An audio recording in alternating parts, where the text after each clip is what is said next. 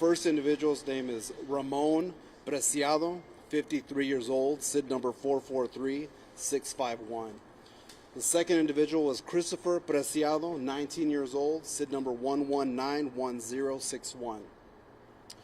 So the two individuals we just walked out today, again, is a father and son. The first individual is a father. The second individual is a son.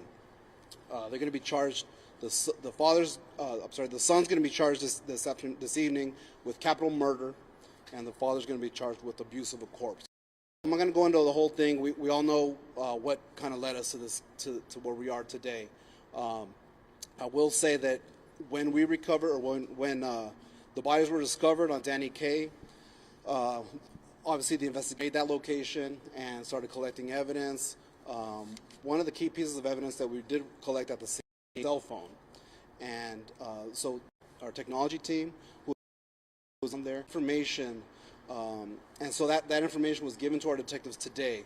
With that information, the detectives were able to find a possible location of where the suspect vehicle that was released on that surveillance camera, the surveillance video, possible location where that suspect vehicle might be. They made that location, and sure enough, the vehicle was there. They did a little bit of surveillance on the video, or on the vehicle, and then were able to determine which house it belonged to. They went up, knocked on the door. The first gentleman, the first individual, the father answered the door. He knew why the police were there. Was cooperated fully with the investigation. We're right here to headquarters, and our detectives were able to start interviewing both the son and the father. Again, they were both at the home. They were both brought down here, and the interrogations began.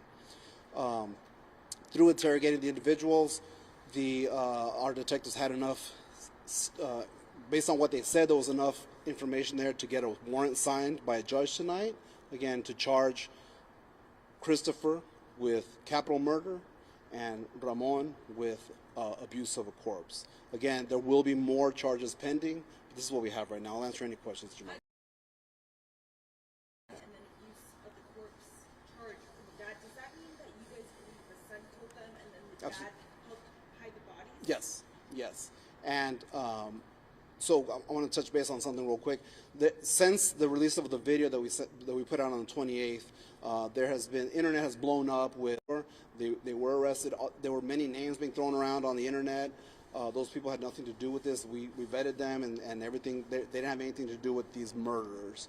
So the individual, again, Christopher, we believe committed the murders of Matthew and Savannah, and then Ramon helped kind of dump the body.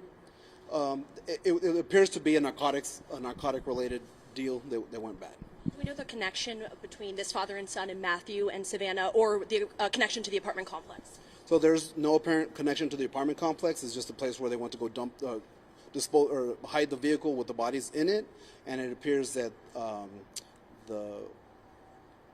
it was a drug deal. So there was like a drug connection to the suspect and the two victims.